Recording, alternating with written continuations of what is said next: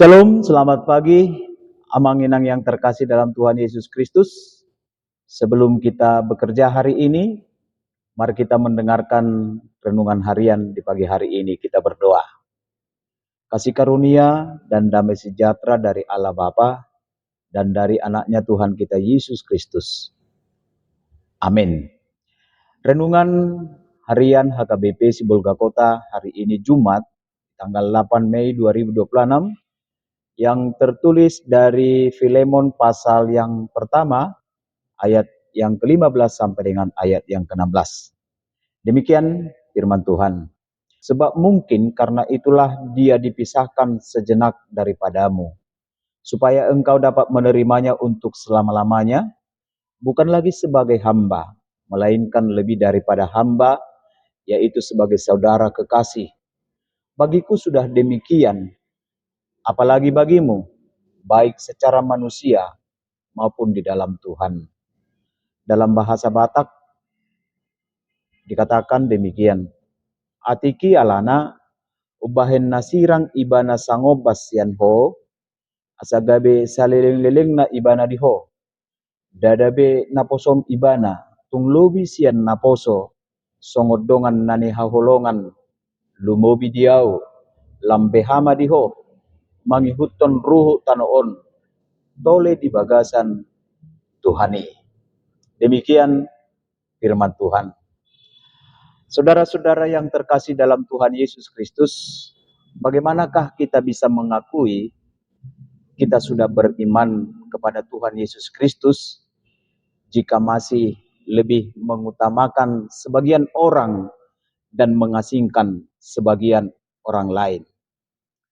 Sesungguhnya manusia itu sama di mata Tuhan, tuan atau hamba, perempuan atau laki-laki, semuanya di hadapan Tuhan itu sama. Karena Yesus mengajarkan tentang kasih tanpa batas, menyambut semua orang dengan sukacita dan penuh dengan kebaikan. Amang-inang yang terkasih dalam Tuhan kita Yesus Kristus, surat Paulus ini kepada Filemon ingin mengajarkan kepada kita bahwa firman Tuhan itu mempunyai kuasa untuk mengubah hidup seseorang. Dalam hal ini, Filemon dan juga Onesimus, seorang hamba dari Filemon yang lari dari rumah Filemon karena sesuatu perbuatan yang jahat. Mungkin dia melakukan hal yang jahat bagi Filemon, dia mencuri atau hal yang lain. Ternyata Onesimus dipertemukan dengan Paulus di kota Roma. Lalu dalam perjumpaan Onesimus dengan Paulus itu, Onesimus itu bertobat dan diubahkan oleh kuasa firman yang dia dengarkan dari pengajaran Paulus. Onesimus pun berubah menjadi orang yang bertobat, diubah oleh firman yang dia dengarkan itu, dan dia mau menjadi teman sepelayanan Paulus di penjara. Maka amang-inang melalui surat ini, Paulus meyakini bahwa firman Tuhan itu mempunyai kuasa perubahan hidup seseorang dan menghasilkan kuasa perdamaian seseorang itu dengan Tuhan.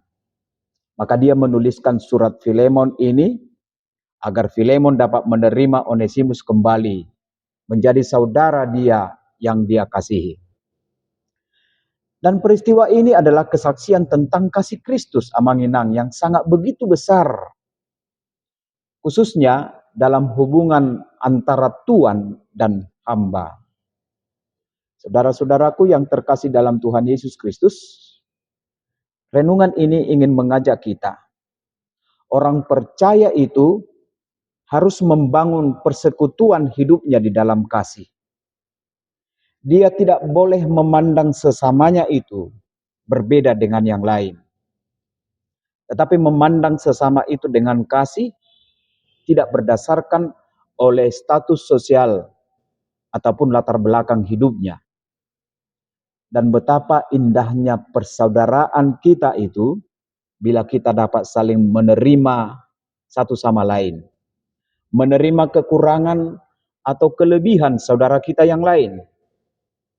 Oleh karena itu, apapun perbedaan latar belakang kita, perbedaan latar belakangmu, baik itu pendidikanmu, baik itu keadaan hidupmu, baik itu status sosialmu, sebab kita telah dibenarkan oleh iman yang diberikan oleh Tuhan secara cuma-cuma, dan kita telah diangkat di dalam satu keluarga, yaitu keluarga Allah. Realitas inilah supaya kita hidup bersama di dalam kasih.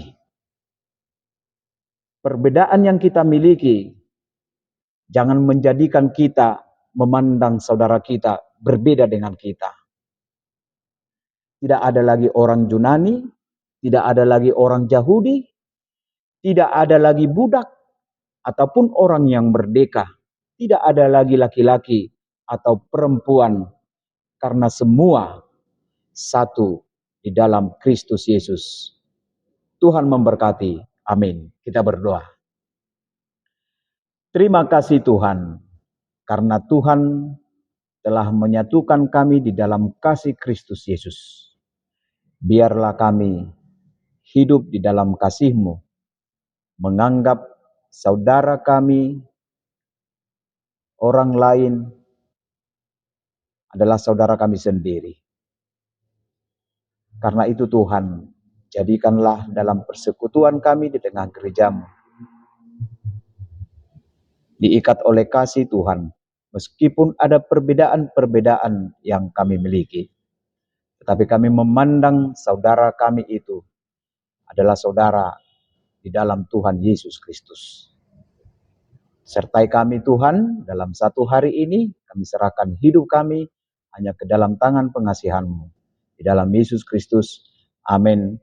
Anugerah Tuhan kita Yesus Kristus, kasih setia Allah Bapa dan persekutuan Roh Kudus, itulah kiranya menyertai kamu sekalian. Amin.